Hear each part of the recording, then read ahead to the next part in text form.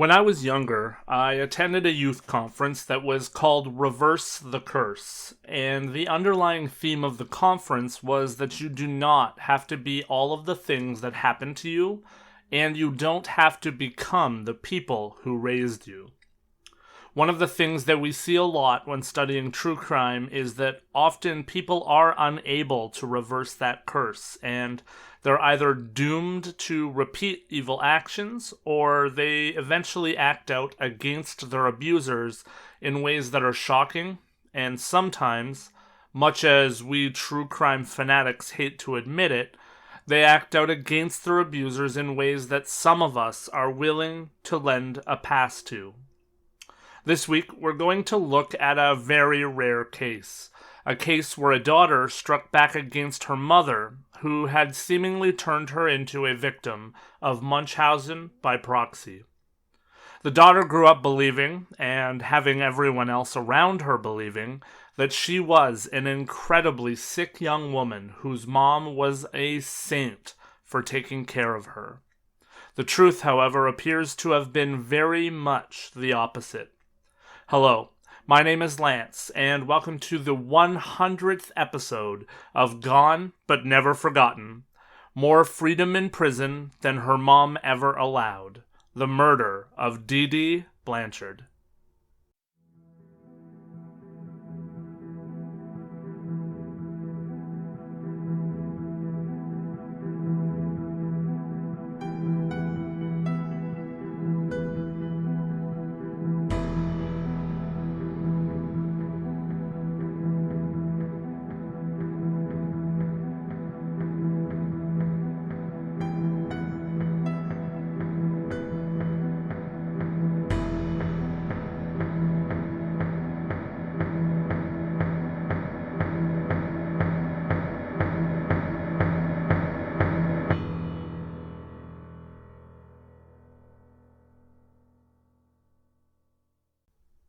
Dee Dee Blanchard was born Claudine, with two D's, Petrie, in Shack Bay, Louisiana, in 1967. She grew up with her family in Golden Meadow, Louisiana, and she was one of 5 children to her parents Claude Anthony Petrie Sr. and Emma Lois Gisclair.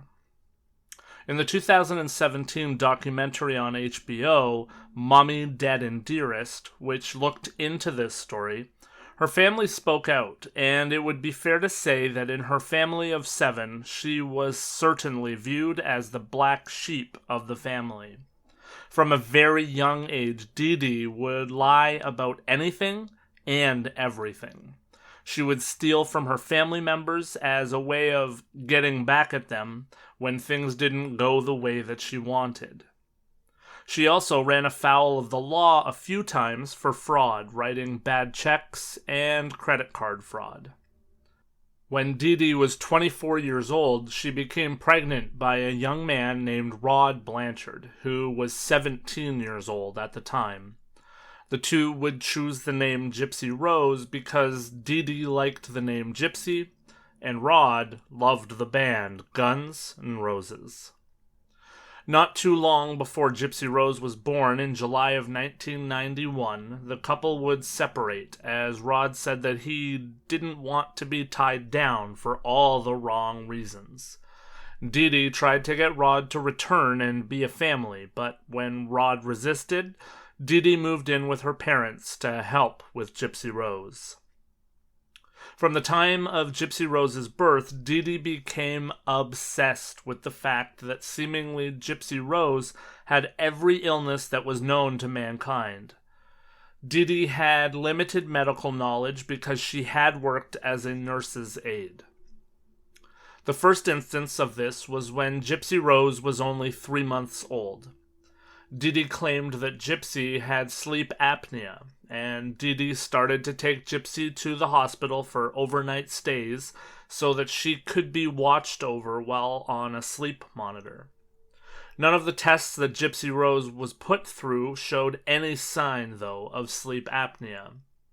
Over the years, Dee Dee would decide that Gypsy was suffering from a myriad of diseases, all ultimately attributed to what she said was an unspecified chromosomal disorder. When Gypsy was 8 years old, Dee Dee described to people that Gypsy was suffering from leukemia and muscular dystrophy, which she told people that Gypsy needed to use a wheelchair because of, and that she also needed a feeding tube. Over the years, so many diseases and ailments would be used to describe Gypsy, including seizures, asthma, and hearing and visual impairments. It was around that time as well that Dee Dee pulled Gypsy out of school to be homeschooled. The reasoning that was given was obviously that Gypsy needed special attention and could be better taught at home, but in hindsight, it does look like it was done to further seclude Gypsy from people and questions when Dee Dee could not be around.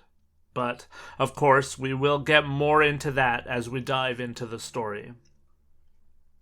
Also, during this time, in 1997, while Dee Dee and Gypsy were living with Dee Dee's family, the family would become incredibly suspicious of Dee Dee for something really sinister. The family started to believe that Dee Dee was purposely trying to poison her stepmother, Laura, because she was preparing food for her around the time that Laura started to get really sick. It was discovered that the food was being laced with the weed-killing chemical Roundup, and then put into Laura's food with the intent, the family believed, to kill Laura. The family believed that this was in retaliation to the fact that her family had been confronting her regarding her treatment of Gypsy. All of these events pertaining to her family either made Dee Dee so angry or so afraid that she took Gypsy and she moved to New Orleans' suburb of Slidell.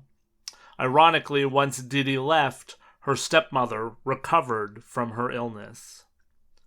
In Slidell, Gypsy Rose and Dee Dee lived in public housing, and their only source of income was child support payments that Rod was still sending to Dee Dee and social assistance. Dee Dee had managed to be resourceful and had started to receive payments for the medical conditions that Gypsy supposedly had. Gypsy and Dee spent most of their life during this period going to one hospital or specialist or another to seek treatments for the illnesses that Dee Dee explained that Gypsy had. Medications and treatments were given to Dee Dee for Gypsy for many different ailments, including hearing and vision issues, seizures, and more. And Gypsy even had several surgeries performed on her at Dee Dee's behest, including a surgery that was done to remove Gypsy's saliva glands to control a drooling problem that Dee Dee said Gypsy had. Gypsy would later say that her mother had induced those drooling problems by using a topical anesthetic to numb her gums before visits with doctors. Gypsy Rose was clearly being tortured at her mother's behest. When Hurricane Katrina destroyed the area that they were living in August of 2005, Dee Dee and Gypsy would go to shelter with individuals who had special needs, and Dee Dee really took advantage of the situation. She said that all of Gypsy's medical documentation, including her birth certificate, had been destroyed in the flood. Dee Dee then made the decision to relocate the two of them to Missouri. The two would first live in a home that they rented in Aurora, Missouri, and Gypsy would be honored by the Ole Foundation, which is a foundation that speaks up for and fights for the rights of feeding tube recipients. Gypsy Rose, who in point of fact did not need a feeding tube, was named the Ole Foundation Child of the Year in 2007. Then, in 2008, Dee Dee would manage to get a small home built for them through Habitat for Humanity in Springfield, Missouri. The human interest story of a mother and her disabled daughter who had relocated after Katrina and found a new life was getting a lot of publicity, and a lot of things were donated, given, and gifted to Dee Dee and Gypsy Rose. They were given free flights to see specialists that were across the country. They were given free trips to Walt Disney World and tickets backstage to meet Miranda Lambert on multiple occasions. People loved the story and wanted to support Dee Dee in any way that they could. Rod, for his part, was still present in some form or fashion in Gypsy's life at this point, aside from just providing the child support payments every month. He also spoke to Gypsy from time to time, including one time that he would later recall when he spoke to Gypsy on her 18th birthday. Dee Dee told Rod, before he spoke to Gypsy, that she did not know her real age and not to mention that she was turning 18. Dee Dee said that Gypsy thought that she was 14. Rod and his second wife would try multiple times to come out to visit and see Dee Dee and Gypsy, but Dee Dee always managed to come up with reasons at the last minute that the visit couldn't happen, usually pertaining to Gypsy's health.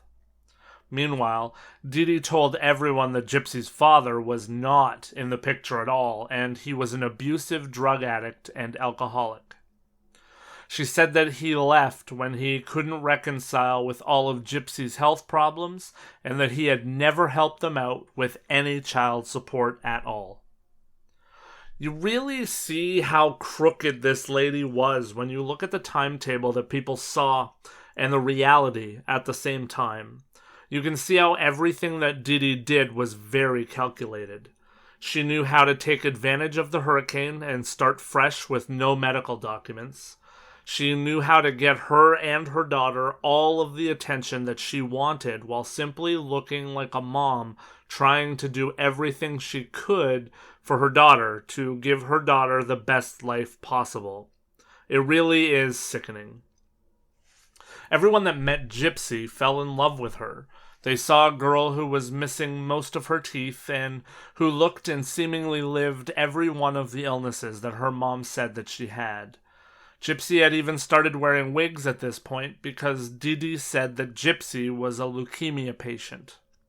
Dee Dee had told Gypsy that the medications that she was on would make her hair fall out, so proactively they decided to shave her head and they bought wigs for her so that she didn't have to suffer through all of that. As I'm sure can be assumed, Gypsy did not have leukemia.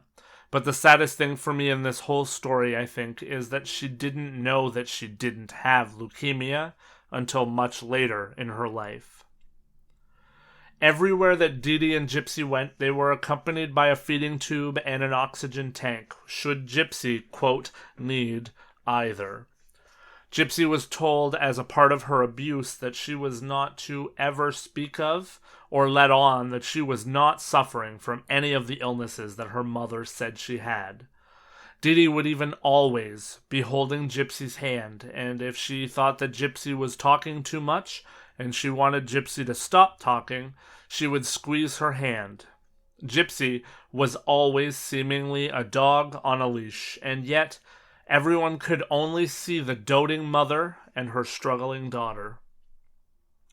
Dee Dee had managed to take advantage of a healthcare system that can largely only go off of the words of the patient at times by using her limited knowledge from nurses' aid work, but she had done so and effectively built herself up as this immaculate and selfless caregiver who seemed to only exist for her daughter. Along the way, it would seem that Dee Dee effectively convinced most doctors of the things that she claimed that Gypsy was going through. One doctor, Bernardo Flasterstein, became incredibly suspicious of Dee Dee in his time working as Gypsy's pediatric neurologist. He became particularly suspicious of the muscular dystrophy diagnosis when MRIs and blood tests showed no anomalies at all. He remembered that Dee Dee had a lot of inconsistencies in her stories about Gypsy. Flasterstein said that he believed that Gypsy was in fact a victim of Munchausen by proxy.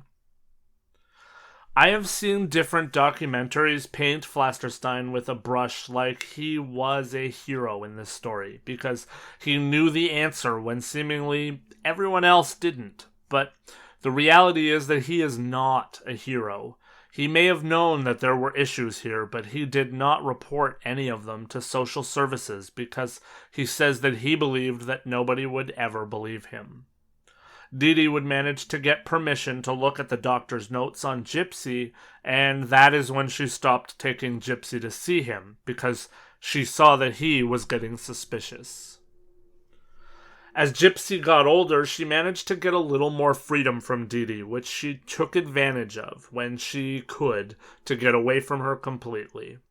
One of the things that she loved to do was attend sci-fi and fantasy conventions. She liked it because she was able to get into a costume and just blend in with people as though she was just one of them and not everything that her mom presented her as every single day of her life. Gypsy says that in 2011, she had made an attempt to try to run away from her mom and her life. She had met a man online. Dee Dee, though, would ultimately find Gypsy at a hotel with the man, and she showed the man the fake birth certificate that she had for Gypsy that said that she was underage.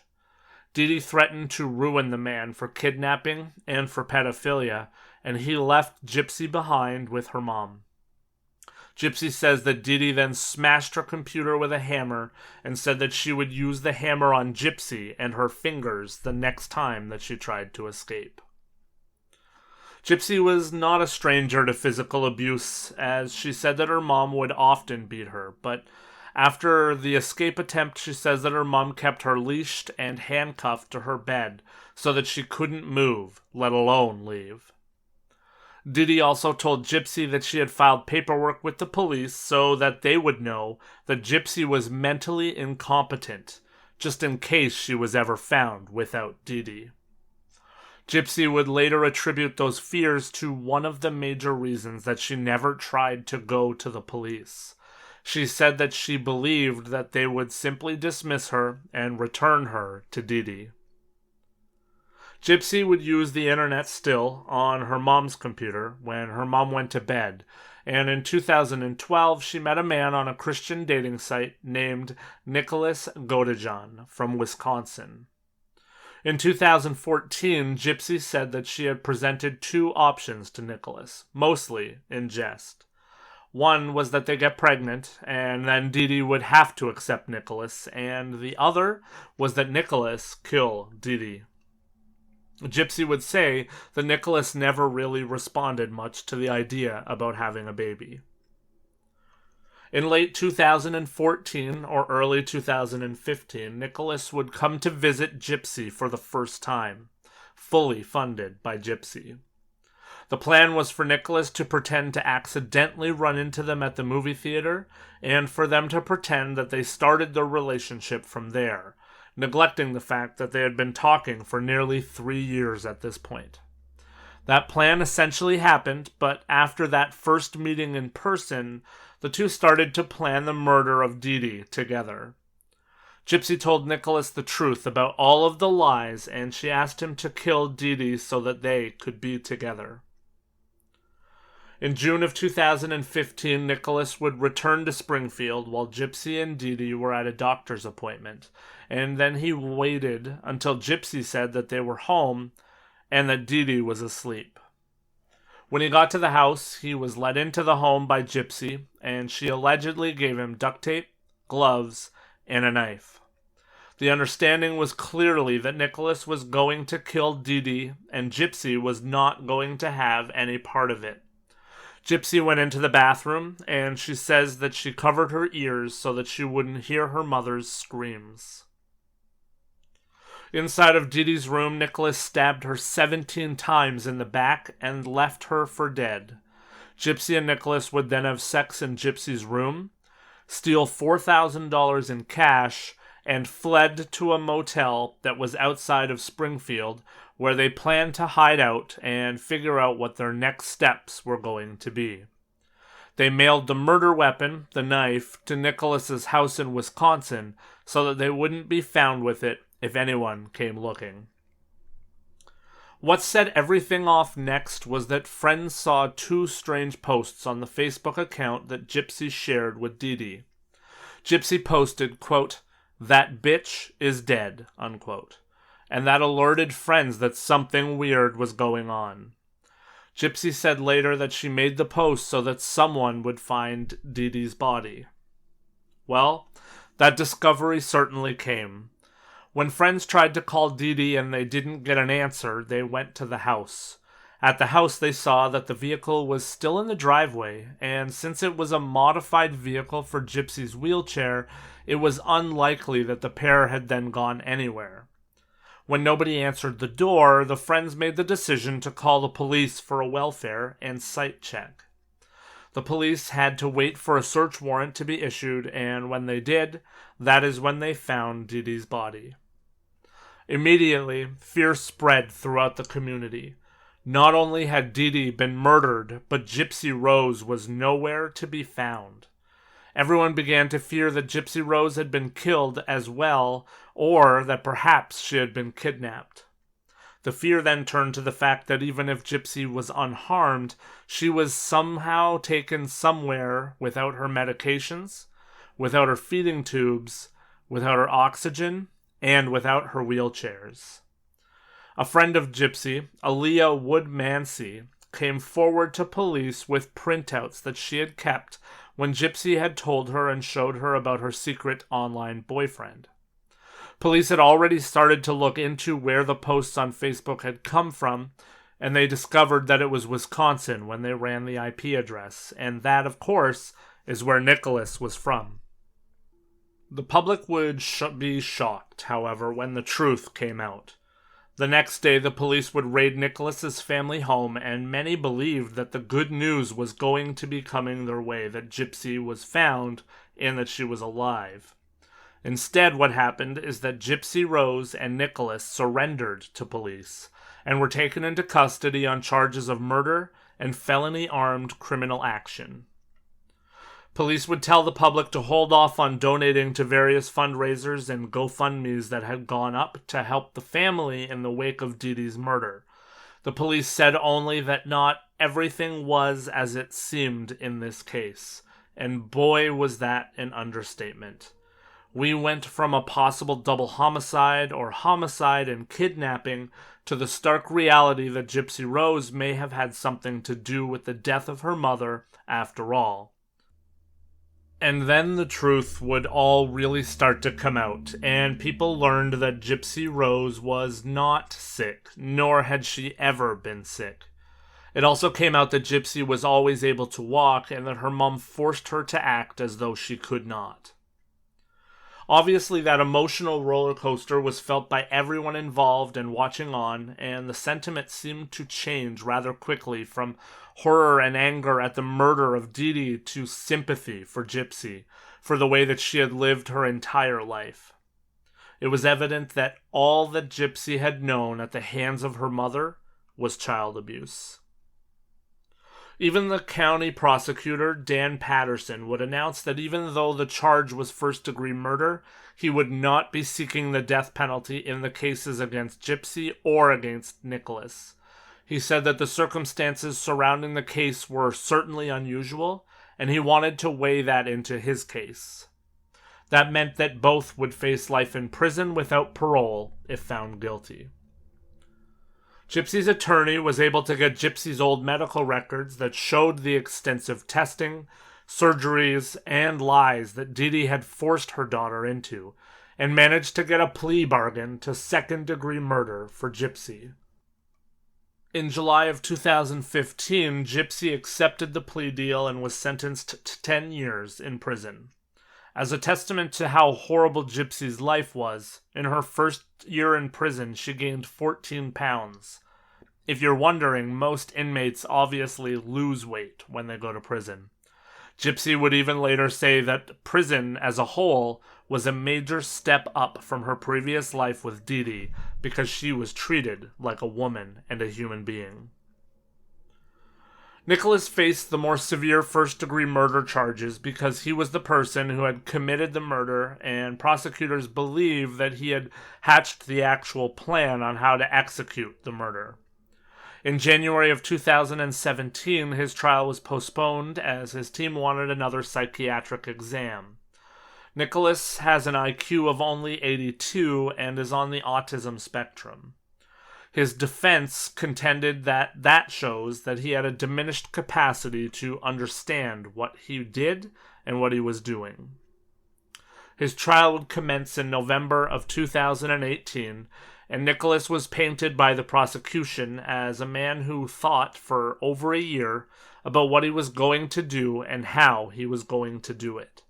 The defense team painted him as a man who was in love and would do anything for Gypsy. The trial lasted for 4 days, and the jury would be given 4 choices. They could find Nicholas guilty of involuntary manslaughter, guilty of second-degree murder, guilty of first-degree murder, or not guilty of all charges. After 2 hours of deliberation, they found Nicholas guilty of first-degree murder and armed criminal action. In February of 2019, he was sentenced to 25 years for the armed criminal action charge to be served concurrently with his life sentence for first-degree murder. I've talked in the past about how bad things can turn out when people are too kind, and yes, I do think that is a thing. Imagine being one of these people out at a vigil and donating money and crying over the loss of a woman that you thought was something of a saint, only to find out that she was in fact a child abuser, a liar, and just a downright horrifying human being. That would be an awful feeling. Dee Dee's family was not sad to see her go, as they knew that she was not a good person, even if they didn't know the extent that her evilness went to. About the trial, the family would say that Gypsy had already suffered enough for her crimes before she committed them. None of the family was willing to pay for Dee Dee to have a funeral, and ultimately Dee Dee's ashes would be flushed down the toilet. Gypsy is now serving her time at the Chillicothe Correctional Center in Missouri. As mentioned, she stated unequivocally that her life now, in prison, is better than the life that she had with Dee Dee. After studying Munchausen by proxy herself, she believes that her mom certainly had every symptom. She said that sadly her mom likely would have been the perfect mother for someone who was actually sick and who actually needed a caregiver. But instead, her mom had forced her to live that life so that she could live out the life that she wanted. On June 27th of 2022, Gypsy got married to a man named Ryan Scott Anderson, and it was announced just this week as I worked on this episode that Gypsy Rose Blanchard has been granted early parole, and she will be released on December 28th of 2023. So, as I always do, I just want to know how that all makes you feel. Are you going to leave this episode with trust issues, or did you arrive here with those already intact? Do you feel concerned that a killer will be back on the streets sooner than expected? Do you believe that a full sentence should have been served here? Maybe you believe that she never should have been found guilty in the first place. Tell me how you feel over on Patreon or over on the social media pages. I love a good chat, and I actually don't even entirely know how I feel about this one. We all know I'm generally a firm believer that a crime is a crime, but this one certainly hit me different. If all of the facts are facts, perhaps murder saved a life in this case. What say you? I cannot believe that this is the 100th episode of the podcast here today. I want to thank each and every one of you out there that spend time with me every week for doing so. This is a fun little passion project, and I'm so happy to sit down and study and share a case with you each and every week. If you enjoy what I do, please do whatever you can to help the show.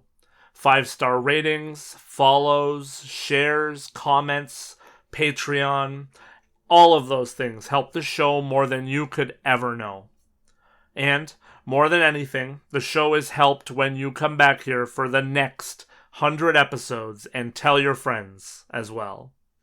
I'll see you back here next week, and I wish nothing but the best for each and every one of you goners out there, and I hope that you continue to be better. See you next time.